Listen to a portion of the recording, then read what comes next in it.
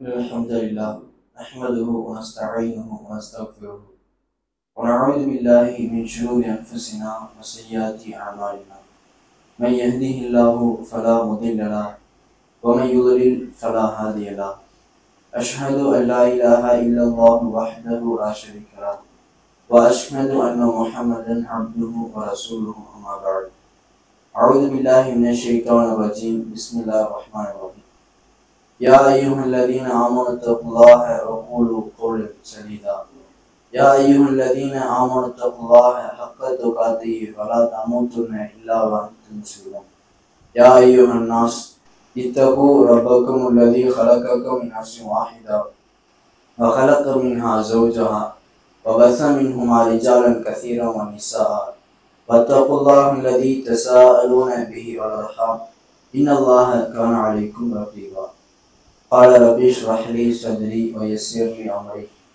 واحلل عقدة من لساني يفقهوا قولي ربي زدني علما. வார்த்தைகளில் மிகவும் உண்மையானது அல்லாஹ்வுடைய வேதமாகும். வழிகாட்டுதல்களில் மிகவும் அழகானது நபிகள் நாயகம் ஸல்லல்லாஹு அலைஹி வஸல்லம் அவர்களுடைய வழிகாட்டுதல் ஆகும். செயல்களில் மிகவும் கெட்டது மார்க்கத்தின் பெயரால் புதிதாக உண்டாக்கப்படும் அனாச்சாரங்கள் ஆகும். ஒவ்வொரு அனாச்சாரமும் வழிகேடு, ஒவ்வொரு வழிகேடும் நம்மை நரகத்திற்கு எடுத்து சென்றுவிடும் என்ற நபிகள் நாயகம் ஸல்லல்லாஹு அலைஹி வஸல்லம் அவர்களுடைய எச்சரிக்கையை நினைவூட்டியவனாக எனது இந்த உரையை ஆரம்பம் செய்கிறேன். பெருமதிப்பிற்கும் மரியாதைக்கும் உரிய எல்லாம் உள்ள அல்லாஹ்வின் நல்லடியார்களே, அல்லாஹ்வுடைய மார்க்கத்தில் நாம் எந்த அளவிற்கு உறுதியோடும் பற்றோடும் இருந்து மார்க்க பணிகளில் நாமும் ஈடுபட்டு கொண்டு அந்த நற்காரியங்களில் மார்க்கம் ரீதியான நல்ல செயல்பாடுகளில் ஈடுபடுபவர்களுக்கு நாம் ஒத்துழைப்பும் கொடுக்க வேண்டும் என்ற தகவல்களை அறிந்து வருகிறோம். அதன் அடிப்படையில் அன்றைய கால நபிகள் நாயகம் ஸல்லல்லாஹு அவர்களுடைய காலத்தில் இருந்த சஹாபிய பெண்மணிகள் எப்படியெல்லாம் தங்களுடைய கணவர் செய்யக்கூடிய மார்க்க பணிகளுக்கும் தன்னுடைய தந்தை செய்யக்கூடிய மார்க்க பணிகளுக்கும் எப்படியெல்லாம் ஒத்துழைப்பை கொடுத்தார்கள் என்பதை நாம் அறிந்து கொண்டு வருகிறோம். அதிலும் குறிப்பாக நபிகள் நாயகம் ஸல்லல்லாஹு அலைஹி வஸல்லம் அவர்களுடைய மனைவியர் பலர் நபி ஸல்லல்லாஹு அலைஹி அவர்களுடன் மார்க்கத்திற்காகவே ஹிஜ்ரத் செய்து ஒரு ஊரிலிருந்து இன்னொரு ஊருக்கு சென்றிருக்கிறார்கள். ஆயிஷா ரலியல்லாஹு அன்ஹா அவர்கள் உட்பட சில நபி ஸல்லல்லாஹு அலைஹி வஸல்லம் மனைவிமார்கள் மக்காவிலிருந்து மதீனாவிற்கு ஹிஜ்ரத் செய்து போயிருக்கிறார்கள். இப்படி அவர்கள் நாடு துறந்து போனதற்கான காரணம் என்ன என்று பார்த்தால், நபிகள் நாயகம் ஸல்லல்லாஹு அலைஹி வஸல்லம் அவர்களுக்கு இறைவன் புறத்திலிருந்து நீங்கள் இந்த நாட்டை விட்டுவிட்டு இந்த இடத்தை விட்டுவிட்டு வேறு இடத்திற்கு போக வேண்டும் என்று அல்லாஹ்வுடைய ஒரு கட்டளை இருந்ததால் அந்த கட்டளையை நிறைவேற்ற வேண்டும் என்று நபிகள் நாயகம் ஸல்லல்லாஹு அலைஹி வஸல்லம் அவர்கள் கட்டுப்பட்டு அதை செயல்படுத்தியதால் அவர்களுக்கு அவர்களுடைய மனைவிமார்களாக இருந்தவர்களும் ஒத்துழைப்பை கொடுத்தார்கள். ஒரு சொந்த ஊரிலிருந்து ஒட்டுமொத்தமாக அந்த ஊரையே விட்டுவிட்டு தன்னுடைய சொந்த பந்தங்கள் தன்னுடைய சொத்து பத்துகள் எல்லாவற்றையும் விட்டுவிட்டு அவர்கள் வேறொரு ஊருக்கு போவதாக இருந்தால் அவர்களுக்கு மிகப்பெரிய ஒரு தியாக உணர்வு இருந்தால்தான் போக முடியும். ஏன்னா எல்லா விதமான உறவுகள் எல்லாருமே ஒரு சொந்த ஊர்ல இருக்கிறாங்க. அவர்கள் அனைவரையும் விட்டு வேறு ஊருக்கு போகக்கூடிய ஒரு தியாக மனப்பான்மை அந்த பெண்களுக்கு இருந்திருக்கிறது. இது நபிகள் நாயகம் ஸல்லல்லாஹு அலைஹி வஸல்லம் அவர்கள் மனைவிமார்களை தாண்டி இப்ராஹிம் அலைஹிஸ்ஸலாம் அவர்களுடைய மனைவியராக இருந்த சாரா என்ற அந்த பெண்மணியும் சாரா அலைஹிஸ்ஸலாம் அவர்களும் இது போன்று இப்ராஹிம் அலைஹிஸ்ஸலாம் அவர்களுக்கு துணையாக நின்றார்கள். எந்த நேரத்தில் என்பதை நாம் அறிந்து கொள்ள வேண்டும் என்றால், இப்ராஹிம் நபியுடைய வரலாற்றின் ஆரம்ப சில நிகழ்வுகளை பற்றிய ஒரு முன்னோட்டத்தை நாம் பார்த்தால்தான் அது எந்த நேரத்தில் அவர்கள் சாரா அலைஹிஸ்ஸலாம் அவர்கள் இப்ராஹிம் நபி அவர்களுடைய அந்த மார்க்க பிரச்சாரத்திற்கு உறுதுணையாக இருந்தார்கள் என்பதை நாம் அறிய முடியும். இப்ராஹிம் அலைஹிஸ்ஸலாம் அவர்களை பொறுத்தவரையில் இளமை பருவத்திலேயே அவர்கள் தன்னுடைய ஏகத்துவ பிரச்சாரத்தை மக்களுக்கு எடுத்து சொன்னார்கள். அப்படி எடுத்து சொன்ன வேளையில் ஏராளமான எதிர்ப்புகளை எதிர்கொண்டார்கள். அப்படி எதிர்ப்புகளை எல்லாம் தாண்டி தன்னுடைய சமுதாயத்திலிருந்து வந்த எதிர்ப்புகள் அதை எதிர்கொண்டார்கள். தன்னுடைய சமுதாயம் சிலை வழிபாட்டில் இருந்த பொழுது அதை மிக கடுமையாக தைரியத்தோடு எதிர்த்தார்கள். இதனால் தன் சமுதாயத்திலிருந்து விமர்சன பேச்சுக்களையும் இன்னும் சொல்ல போனால் கொலை முயற்சியையும் கூட அவர்கள் எதிர்கொண்டார்கள். இப்படியெல்லாம் அவர்கள் கொலை செய்ய முயற்சி செய்த பொழுதும் அவர்கள் உறுதியாக இந்த மார்க்கத்தில் இருந்தார்கள். இப்படி சமுதாயத்தில் இருந்து ஒரு விதமாக எதிர்ப்புகள் வருவதோடு சேர்த்து சொந்த பெத்த தந்தையிடமிருந்தும் அவர்களுக்கு எதிர்ப்பு வந்தது. தந்தை இடத்துல போய் பிரச்சாரம் செய்யறாங்க. யா அபதி, என் தந்தையே, லா தஅபுதி ஷைத்தான், ஷைத்தானை நீங்கள் வணங்காதீர்கள். அல்லாஹ் அல்லாத மற்ற கடவுள்கள் நீங்க வணங்காதீர்கள். அது உங்களுக்கு பயன் தராது, எந்த கெடுதலும் அதால் உங்களுக்கு செய்ய முடியாது என்று தன்னுடைய பிரச்சாரத்தை அப்படியே தன் தந்தையிடத்திலேயே சொல்றாங்க.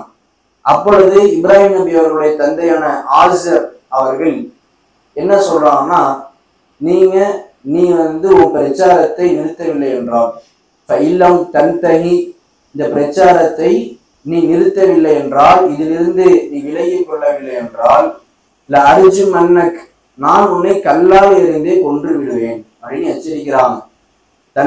ஒரு தந்தையாக இருப்பவர் அந்த மகனிடத்தில் என்ன வார்த்தையை சொல்றாங்கன்னா, நீ இந்த பிரச்சாரத்தை விடணும், ஏகத்துவம் அல்லாஹ் மட்டும் வணங்கணும், வேற யாரையும் வணங்கக்கூடாதுன்னு சொல்ற இந்த தௌஹீத் பிரச்சாரத்தை விடணும். அப்படி விடலைன்னா நான் உன்னை கொன்றுவேன் அப்படின்னு எச்சரிக்கிறாங்க. கொலை மிரட்டுறாங்க.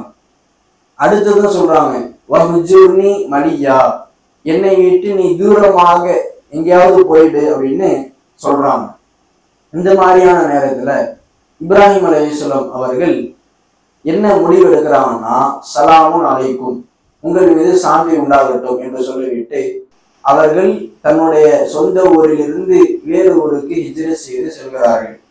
பொதுவாகவே மார்க்கத்தை பொறுத்தவரையில் நம்முடைய மார்க்க கருத்துக்களை நாம் எடுத்து சொல்லும் பொழுது, மார்க்க ரீதியான சட்ட திட்டங்களை செயல்படுத்தும் பொழுது அதற்கு பல இடையூறுகள் வந்த வண்ணம் இருந்தால், அந்த நேரத்தில் நாம் அந்த இடத்திலிருந்து ஒட்டுமொத்தமாக அந்த இடத்தை விட்டு வேற இடத்துக்கு ஹிஜ்ரத் செய்ய வேண்டும் என்பது மார்க்கத்தின் பல இடங்கள்ல வழிகாட்டுதலாக சொல்லப்பட்டிருக்கிறது. அந்த அடிப்படையில் இப்ராஹிம் அலைஹிஸ்ஸலாம் அவர்களும் அவர்களுடைய மனைவியராக இருந்த சாரா அலைஹிஸ்ஸலாம் அவர்களும் வேறொரு நாட்டிற்கு ஹிஜ்ரத் செய்து போறாங்க. இப்படி ஹிஜ்ரத் செய்து போற நேரத்துலதான் சில முக்கியமான சம்பவங்கள் நடக்குது. என்ன, ஒரு பெண்ணாக இருக்கிறார்கள் சாரா அலைஹிஸ்ஸலாம் அவர்கள் தன் சொந்த நாட்டை, சொந்த ஊரை விட்டு வேறு ஊருக்கு செல்வதற்கு இப்ராஹிம் அலைஹிஸ்ஸலாம் அவர்கள் சொன்ன பொழுது கொஞ்சம் கூட அவர்கள் பின்வாங்காமல் மார்க்கத்திற்காக தியாகம் செய்து மார்க்க பணியை செய்யக்கூடிய தன் கணவருக்கு உறுதுணையாக இருந்தார்கள். ஏற்கனவே நாம் அறிந்து கொண்டதை போல ஹாஜர் அலைஹிஸ்ஸலாம் அவர்களும் இப்ராஹிம் அலைஹிஸ்ஸலாம் மற்றொரு மனைவியான ஹாஜர் அலைஹிஸ்ஸலாம் அவர்களும் இப்படியான உறுதியில இருந்தாங்க. இப்படி இப்ராஹிம் அலைஹிஸ்ஸலாம் அவர்களுக்கு இருந்த மனைவிமார்கள் அவர்களுக்கு மார்க்க பணியை செய்வதற்கும் கொள்கை உறுதியாக அவர்கள் செயல்பட்டு இருப்பதற்கும் முக்கிய ஒத்துழைப்பாக இருந்தார்கள். நாம் இப்ராஹிம் அலைஹிஸ்ஸலாம் அவர்களை பற்றி ஏராளமாக கொள்கை உறுதி சம்பந்தமாக கேள்விப்பட்டிருப்போம். அதனால்தான் இத்தஹதுல்லாஹு இப்ராஹிம கலீலா, அல்லாஹ் இப்ராஹிம் அலைஹிஸ்ஸலாம் அவர்களை உற்ற தோழராக எடுத்துக்கொண்டார் என்று நாம் கேள்விப்பட்டிருப்போம். இன்ன இப்ராஹிம கான உம்மத்தன் காணித்தல் இல்லா, இந்த இப்ராஹிம் ஒரு சமுதாயமாகவே அல்லாஹ்வுக்கு கட்டுப்பட்டு ஹனீஃபன் நேர்வழியில் இருந்த ஒரு சமுதாயம் மாதிரி ஒரு தைரியத்தோடு இருந்தாரு என்றெல்லாம் கேள்விப்பட்டிருவோம். இப்படிப்பட்ட இவருடைய கொள்கை உறுதிக்கு பின்னணியாக இருப்பது, உறுதுணையாக இருந்தது என்பது அவர்களுடைய மனைவிமார்களும் தான். ஒரு மனிதர், ஒரு ஆண் மார்க்க பணியில் கொள்கை உறுதியோடு என்னதான் கஷ்டங்கள் சங்கடங்கள் வந்தாலும் அதை எதிர்கொண்டு அதையெல்லாம் தாண்டி அந்த மார்க்க பணியில் தொடர வேண்டும் என்றால் தன்னுடைய குடும்பத்தில் இருக்கிற, தன்னோடு எப்பொழுதும் துணையாக இருக்கிற துணைவியருடைய ஒத்துழைப்பு இருந்தால் மட்டும்தான் எந்த டென்ஷனும் இல்லாமல், எந்தவித கவலையும் இல்லாமல், யோசனையும் இல்லாமல் தொடர்ந்து வீரியத்தோடு மார்க்க பணியில் ஈடுபட முடியும். அப்படி இப்ராஹிம் அலைஹிஸ்ஸலாம் அவர்களுடைய இந்த போன்ற கொள்கை உறுதிக்கு பின்னணியாக இருந்தது, ஒத்துழைப்பாக இருந்தது சாரா அலைஹிஸ்ஸலாம் அவர்கள். இப்ராஹிம் நபி அவர்களுடைய தந்தை, நீ எங்கேயாவது ஊரை விட்டு போயிடு, இந்த பிரச்சாரத்தெல்லாம் செய்யாது என்று துரத்தி விட்ட பொழுது நபி இப்ராஹிம் அலைஹிஸ்ஸலாம் அவர்கள் ஹாஜர் இப்ராஹிம் அலைஹிஸ்ஸலாம் விசாரத்தை தன்னுடைய சாரா என்ற மனைவியோடு தன் சொந்த ஊரிலிருந்து வேறு நாட்டிற்கு ஹிஜ்ரத் செய்து போறாங்க. அது அவங்க ஹிஜ்ரத் செஞ்சு போன ஊர் எது, அது எப்படிப்பட்ட ஊர் அப்படின்னா, ஃபதஹலபிஹா கரியத்தன், ஒரு ஊருக்கு ஹிஜ்ரத் செஞ்சு போனாங்க. ஃபீஹா மலிக்கும் மினல் முலுக், அந்த ஊர்ல ஒரு ஆட்சியாளர் இருக்கிறான். அவ் ஜப்பாரும் மினல் ஜப்பாரத்தி, அதாவது ரொம்ப அடக்கி ஆளக்கூடிய கொடுங்கோலான ஒரு ஆட்சியாளன் இருக்கிறான்.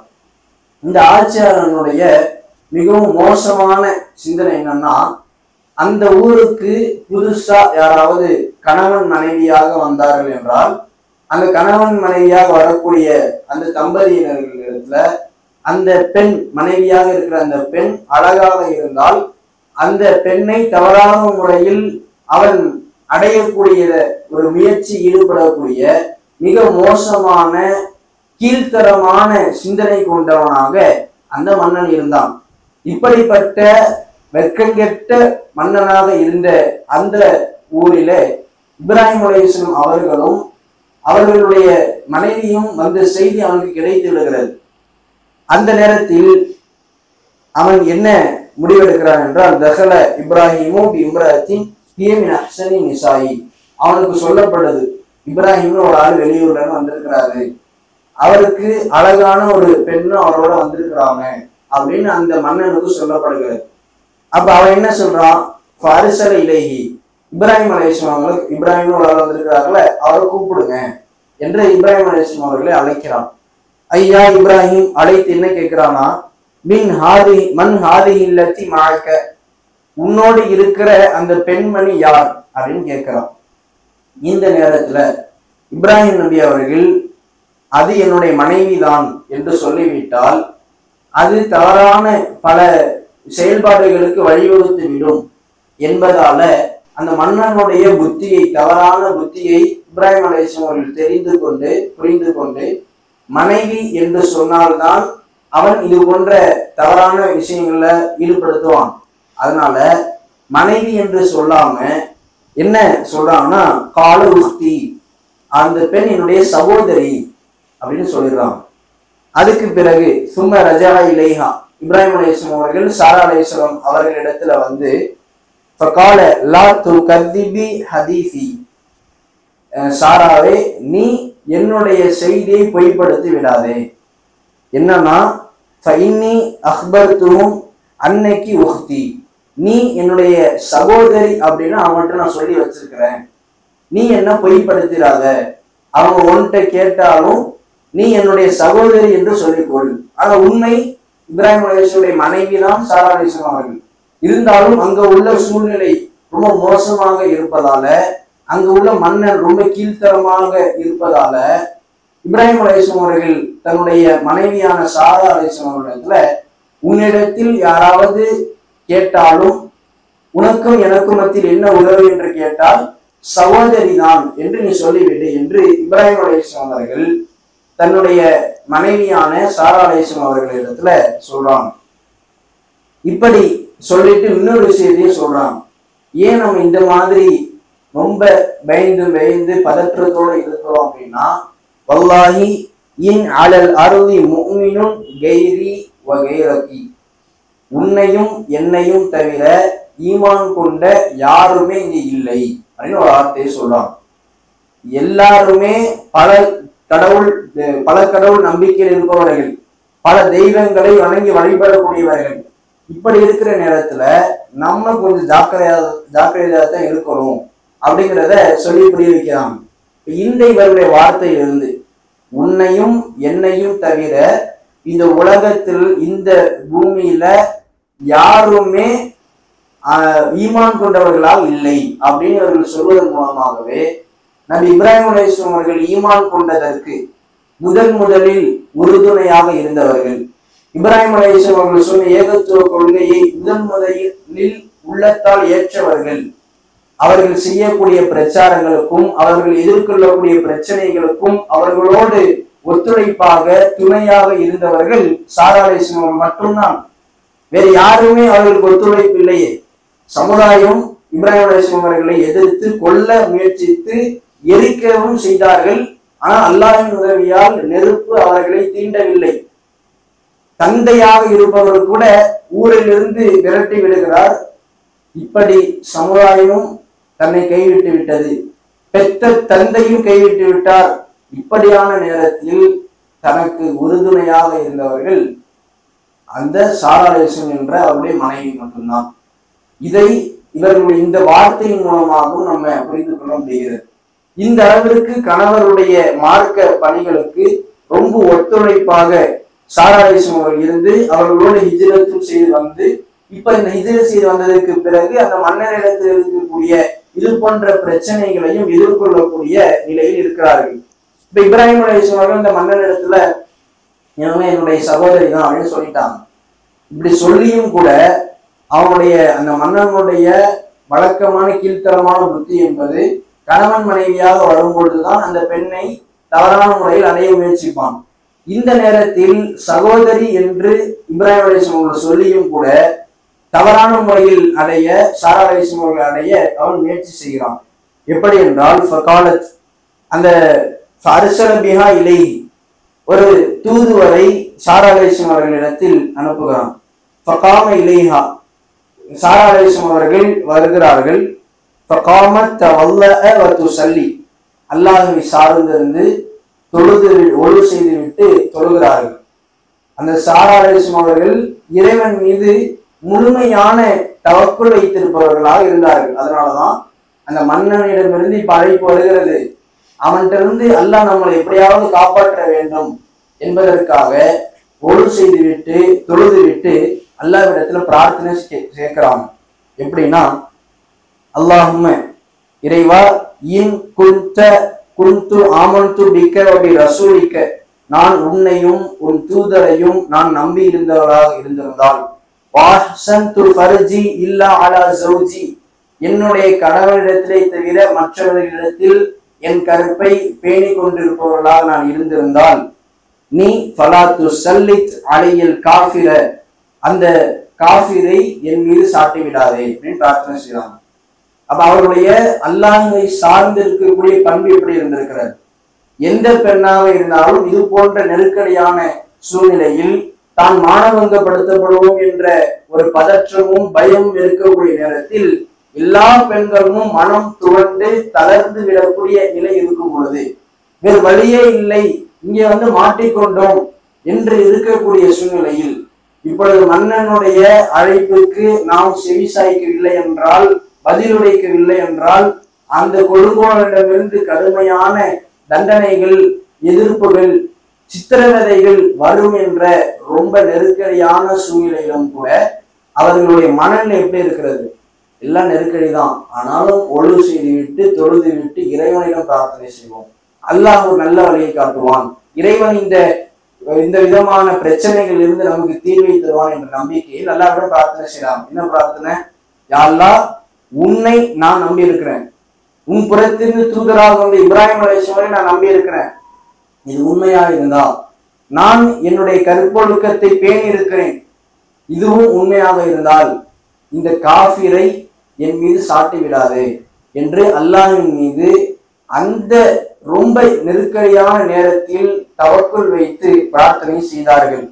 அப்படி பிரார்த்தனை செய்துவிட்டு அவர்கள் இருக்கும் பொழுது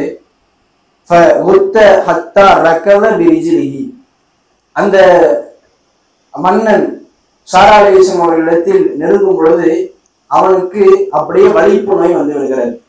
ஹத்தா ரக்கத பிரிஜிலிஹி தன்னுடைய காலால் தன்னையே அடித்துக் கொள்ளக்கூடிய நிலை அவனுக்கு வருகிறது.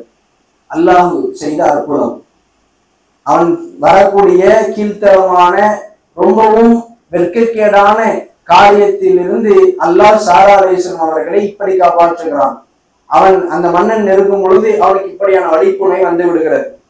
இப்படி வந்ததுக்கு அப்புறம் சாரா அலைஹிஸ்ஸலாம் அவர்கள் அதை பார்த்துட்டு என்ன இன்னொரு பிரார்த்தனை செய்யறாங்கன்னா, அல்லாஹும்ம இறைவா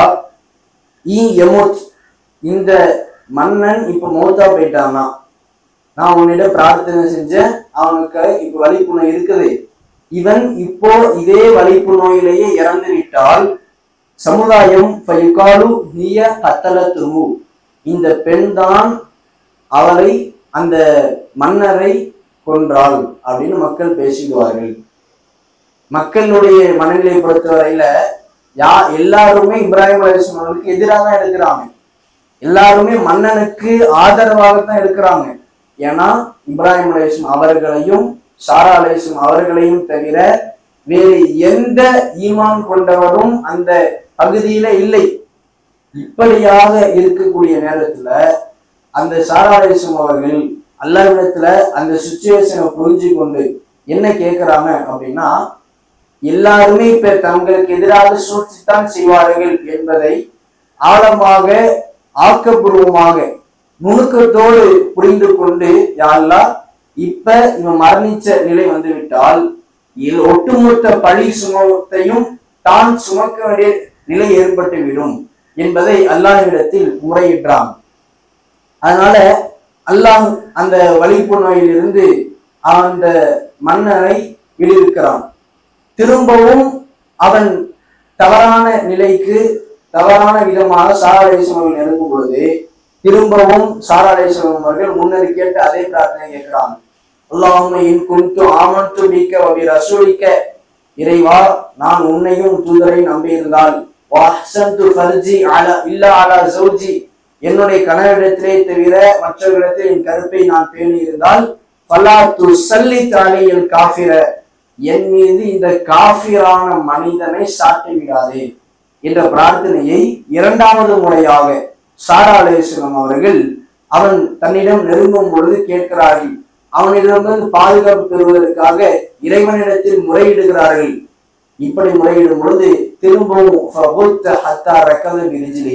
அவனுடைய காலால் அவனையே அவன் உதைத்துக் கொள்ளக்கூடிய ஒரு நிலைக்கு அவன் வருகிறான். இப்படி அவனுக்கு இரண்டாவது தடவை ஏற்படுகிறது. மூன்றாவது தடவையும் இந்த இரண்டாவது தடவை ஏற்பட்டது பிறகு ஏற்கனவே சொன்ன மலைசாலசும் திரும்ப சொல்றான், இப்ப இதுலயே மரணித்து விட்டால் இவள் தான் இந்த மன்னனை கொன்று விட்டாள் அப்படின்னு தவறான பழி பேச்சு வந்துடும் அப்படின்னு சொல்றதுனால அல்லாஹ் திரும்பவும் விடுபட்டுகிறான். அதுக்கு பிறகு மூன்றாவதாக அவன் நெருங்கி வரும் பொழுதும் இதே மாதிரி நடக்குது. சாரா அலைஹிஸ்ஸலாம் அல்லாஹ்வை துஆ செய்றாங்க, அவனுக்கு வலிப்புணை வருகிறது.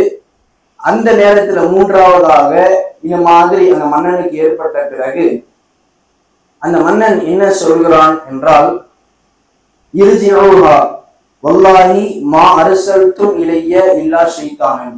மன்னனுடைய வார்த்தை 3 தடவை வலிப்பு நோயை அனுபவித்த அந்த மன்னனிடமிருந்து வரக்கூடிய வார்த்தை என்னன்னா, அல்லாஹ் மீது ஆணையாக மா அர்சல்தும் இலைய இல்லா ஷைத்தானன், என்னிடத்துல ஒரு ஷைத்தானை தான் கொண்டு வந்திருக்கிறீங்க அப்படின்னு அவன் எரிச்சல்ல கத்துறான்.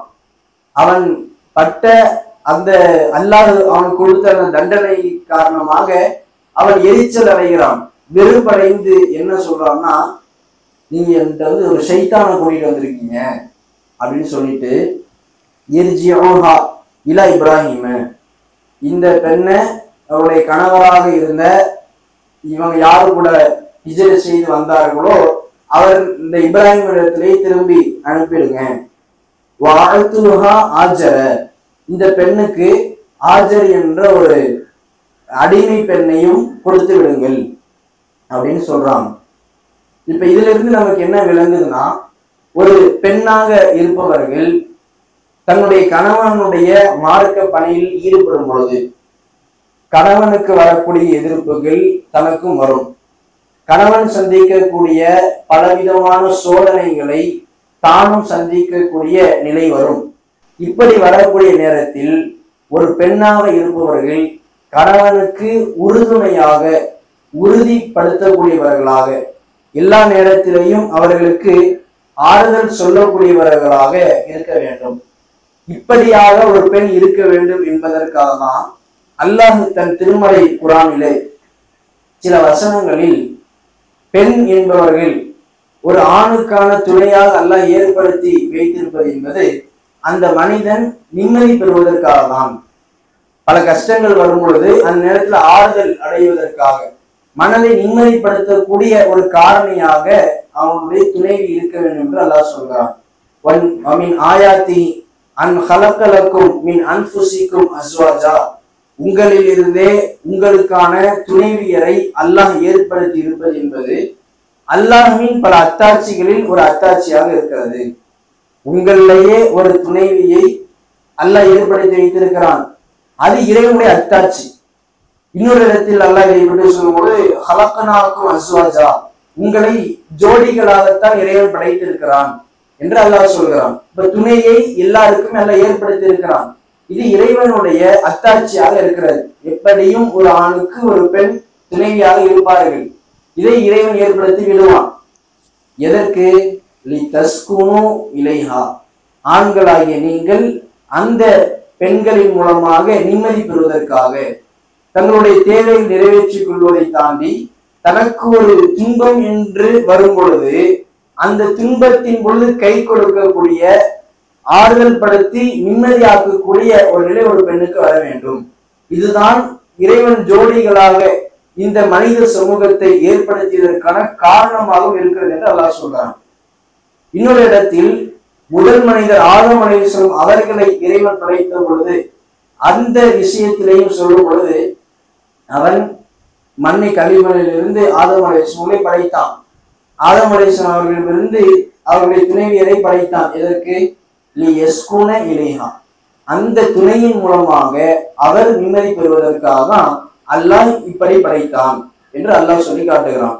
அப்ப துணையை இறைவன் படைத்ததற்கான காரணத்தை சொல்லும் பொழுது நிம்மதி பெறுவதற்காக என்று சொல்கிறான்.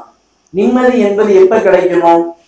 கஷ்டமான சூழல் வரும் பொழுது எல்லா பக்கமும் மனுஷனுக்கு நெருக்கடியும் கவலையும் துக்கமும் துயரமும் இருக்கும் பொழுது தனக்கு நிம்மதியே இல்லை, நிம்மதியே இல்லாம வாழ்க்கை போயிட்டு இருக்கு அப்படின்னு ஒரு மனுஷன் புலம்பும் பொழுது அந்த மனிதனுக்கு ஆறுதலாக நான் உங்களோடு இருக்கிறேன், உறுதியோடு நான் உங்களோடு உறுதுணையாக ஒத்துழைப்பாக இருக்கிறேன் என்ற ஆறுதல் சொல்லக்கூடிய ஒரு துணைவி இருக்கும் பொழுது அதுதான் அவனுடைய நிம்மதியற்ற நிலைக்கு ஆறுதலாகும். அந்த நிம்மதியற்ற நிலையை நிம்மதியாக மாற்றிக்கொள்ளக்கூடிய ஒரு வாய்ப்பாகவும் அமையும். இதுதான் இறைவன் சொல்லக்கூடிய வழிமுறை. இந்த வழிமுறை அடிப்படையில் ஒவ்வொரு பெண்ணும் நடைபெற வேண்டும். ஒவ்வொரு பெண்ணும் தன்னுடைய வாழ்க்கையில் செயல்படுத்த வேண்டும்.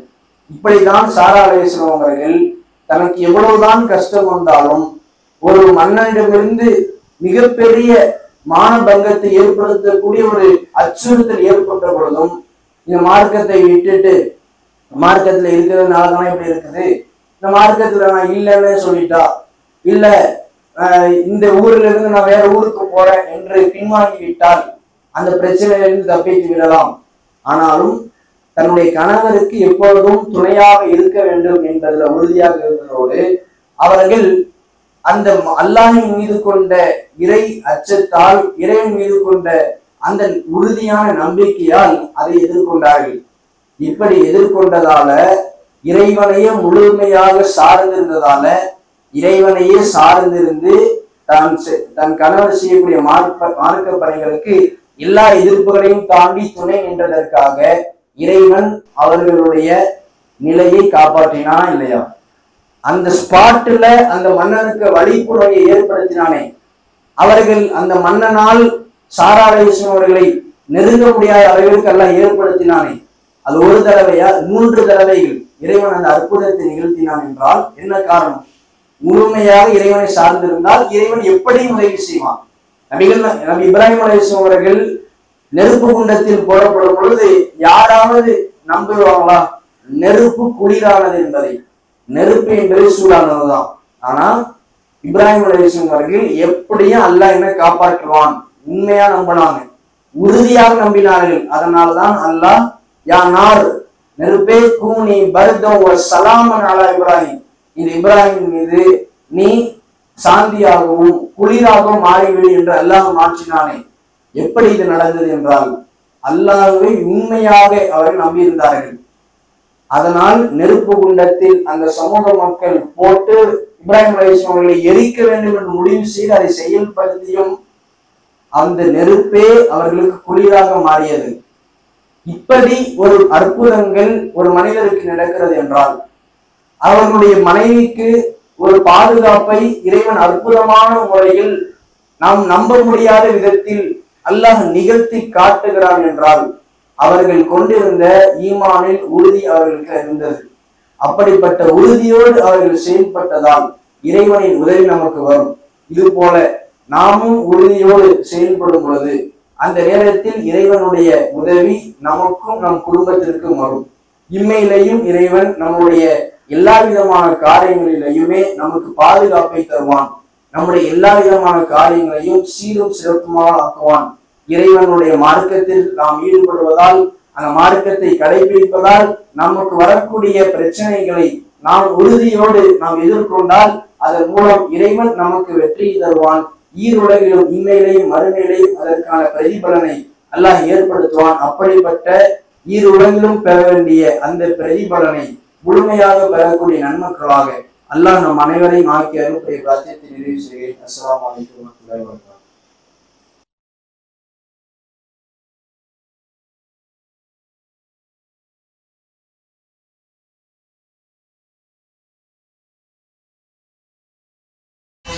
அஸ்ஸலாமு அலைக்கும்.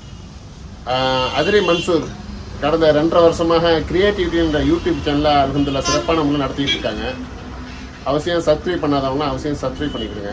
குறிப்பாக இதில் என்னென்ன நடக்குதுண்டாக்கா, என்னென்ன விஷயங்கள் இதில் கொண்டு வர்றாருண்டாக்கா, நம்ம மண்ணுடைய அதிராமருடைய அரசியல் நிகழ்வு, மார்க்க விஷயங்கள், கல்வி சம்பந்தமான நிகழ்வு, அப்புறம் கல்யாண விசேஷங்கள் நிகழ்வு, அப்புறம் விளையாட்டு சம்பந்தமான எல்லா நிகழ்வுகளும் அது எல்லாம் ஊரோட ஒன்றி போய் அருமையான முறையில் ஒன்று செஞ்சுட்டு இருக்காப்புல. அதனால நான்லாம் அதெல்லாம் சப்ஸ்கிரைப் பண்ணி பார்த்துக்கிட்டு இருக்கேன். ஊருடைய தேவைகள் எல்லாத்தையும் பார்த்துக்கிட்டு இருக்கேன். ரொம்ப சந்தோஷமா இருக்கு எனக்கு. அதுபோல் நீங்களும் ஊரில் உள்ளவங்களும் சரி, வெளிநாட்டில் உள்ளவங்களும் சரி, வெளியூரில் உள்ளவங்களும் சரி, ஊருடைய விஷயங்களையும் தேவையை நீங்கள் பார்த்து அறிய ஆசைப்பட்டாங்க அவசியம் கிரியேட்டிவிட்டி சேனலில் சப்ஸ்கிரைப் பண்ணிக்கணும். வாழ்த்துக்கள். அஸ்ஸலாமு அலைக்கும்.